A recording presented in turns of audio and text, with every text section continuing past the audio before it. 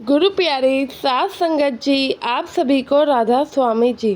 साथ संगत जी जो अक्सर बाबा जी के भक्ति में या फिर भजन सिमरन में लीन रहते हैं, हर बात में सदगुरु का शुक्राना अदा करते हैं। अब जिनको ये सब आदत होती है ना, वे यह नहीं देखते हैं कि उनके सामने कितने लोग हैं या नहीं। अगर वो बाहर किसी काम से भी जा रहे हैं, खाना भी अदा करते हैं, तो भी सदगुरु का शुक्राना जरूर करते हैं। लेकिन कई लोग यह सब देख के उन लोगों को पता नहीं क्या ही समझते हैं। कई लोग तो ऐसे लोगों को पागल भी कहते हैं। तो संगत जी, आप ही बताइए, क्या मालिक की भक्ति करना पागलपन होता है?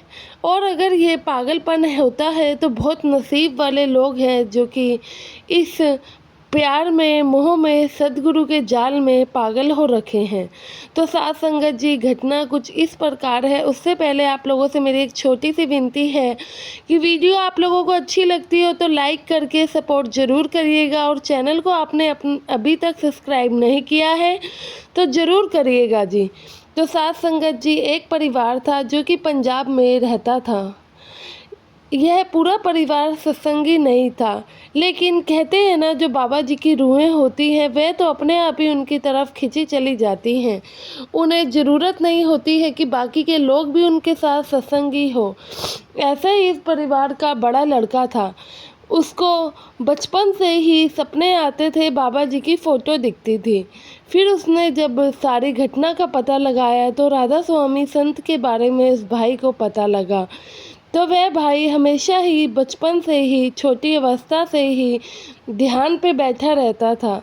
जब वह छोटा था तो बस राधा स्वामी का ही जाप करता रहता। घर वाले अक्सर देख के परेशान रहते कि इतनी छोटी सी उम्र में ये कैसी हरकतें करता है, कहीं इसका दिमागी संतुलन खराब तो नहीं। और साथ संगत जी, ऐसा सवाल उनके दिमाग में भी आना लाजमी था। फिर डॉक्टर से जब पता लगाया तो ऐसा कुछ भी नहीं था, वह लड़का बिल्कुल ही ठीक था। अब उस लड़के का ध्यान पढ़ाई लिखाई, खेलने कूदने से ज़्यादा तो भजन सिमरन में ही लगा रहता। ज़्यादा से ज़्यादा समय वह सिमरन को ही दिया करता था। धीरे धीरे समय बीतता गया। अब उस भाई की उम्र 15 साल होती गई। उसे किसी भी चीज़ से मुँह माया नहीं था, बस भजन सिमरन करता और एक कोने में रहता, अपने कमरे से कम ही बाहर निकलता। यह सब देख के उसके छोटे भाई को परेशानी होने लगी। उसने घर वालों के मन में अजीब अजीब से ख्याल डाल दिए। कहने लगा कि ये तो पागल सा ही लगता है, वरना कोई आम इंसान ऐसे कैसे बैठ सकता है। तो फिर एक दिन ऐसा हुआ, काफ़ी लड़ाई झगड़ा हुआ घर में।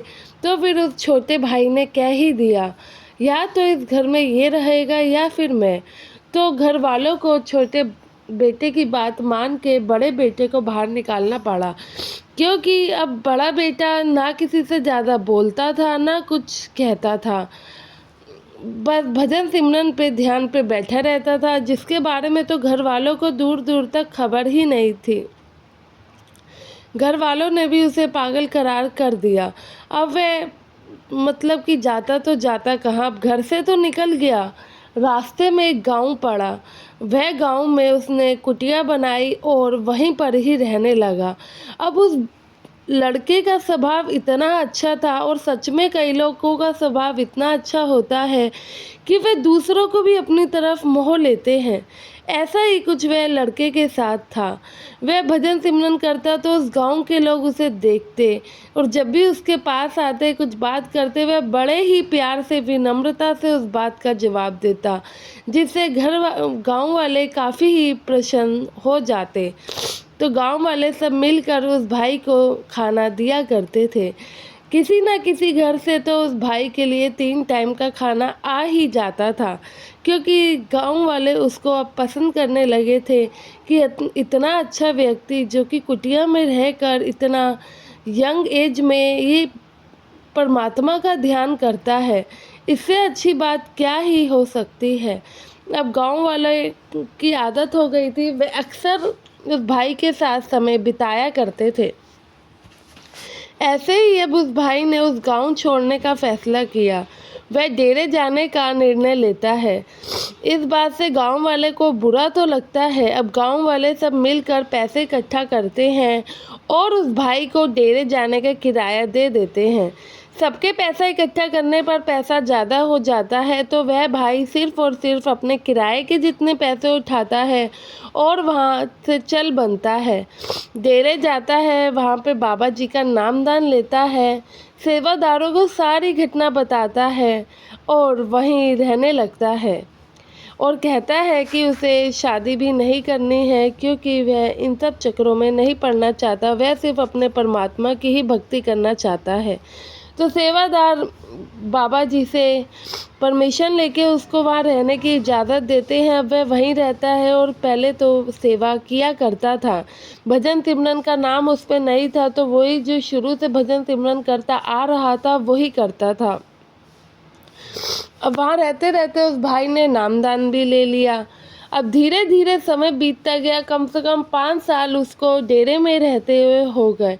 5 साल बाद कैंटीन में उसकी मुलाकात उसके छोटे भाई से होती है। अब छोटा भाई डेरे कैसे पहुंचा?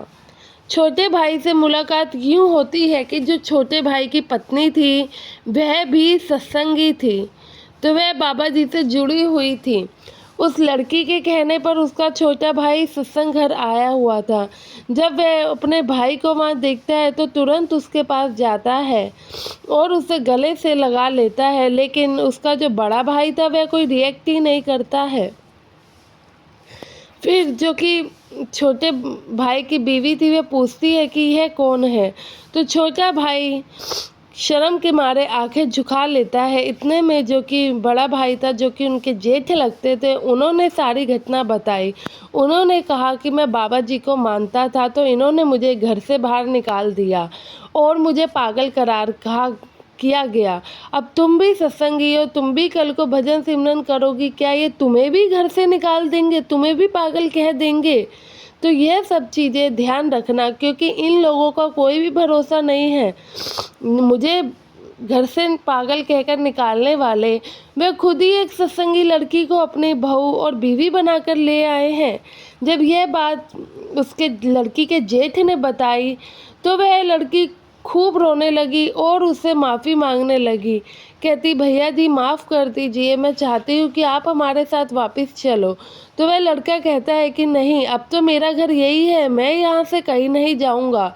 मैं रिश्ते नाते बहुत पहले ही छोड़ चुका हूँ। अगर किसी को भी मुझसे मिलना हो तो मना नहीं है, वह यहाँ पे आ सकता है, लेकिन मुझे किसी से ही मिलने की कोई इच्छा नहीं है और मैं इन सब मुँह माया जाल से काफ़ी परे हो चुका हूँ। मेरा बस गुरु है, उस गुरु के अलावा इस दुनिया में कोई नहीं। तो साथ संगत जी, इतनी घटना घटती है, वह लड़का उनके साथ घर नहीं जाता है। जब लड़की अपने घर पहुंचती है, ससुराल पहुंचती है, तो वह अपने सास ससुर से पूछती है कि मम्मी पापा जी, आपने बड़े भैया को पागल कहकर घर से बाहर निकाल दिया, क्योंकि वे बाबा जी का नाम लेते थे, भजन सिमरन करते थे। मैं भी अब भजन सिमरन करूँगी, क्या आप मेरे साथ भी ऐसा करेंगे? तो लड़की के जो ससुराल वाले थे वह माफ़ी मांगते हैं, कहते हैं कि नहीं बेटा, ऐसी बात नहीं है। हमने उस लड़के को बहुत ढूंढने की कोशिश करी थी।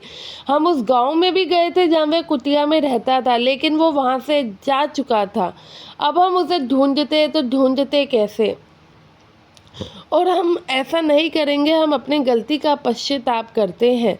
तो जो बड़े लड़के के माता पिता थे, लड़की के ससुराल वाले थे, वह भी लड़के से मिलने के लिए पहुंच जाते हैं। पर साथ संगत जी, वह लड़का तो साफ मना ही कर चुका था ना कि वह घर नहीं जाएगा, तो वह अपने माँ बाप की बात में भी नहीं मानता है और घर आने से साफ मना कर देता है।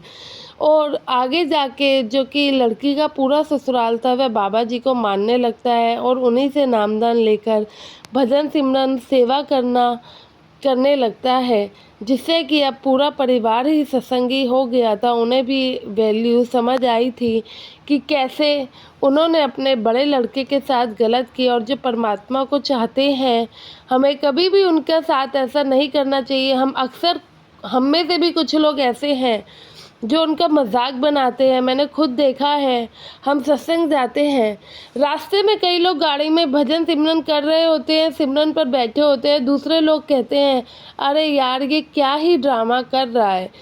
या फिर कैंटीन में कुछ खाने से पहले कहते हैं शुक्र है तेरा दाता। तो ये भी सुन के सब उन्हें ड्रामेबाजी लगती है। तो क्यों अगर हम नहीं कर सकते हैं तो हम क्यों किसी का मजाक बनाते हैं?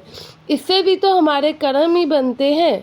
आशा है ये वीडियो आप लोगों को अच्छी लगी होगी। वीडियो अच्छी लगी हो तो लाइक और चैनल को सब्सक्राइब करना ना भूले जी। गुरु प्यारी साथ संगत जी, आप सभी को राधा स्वामी जी।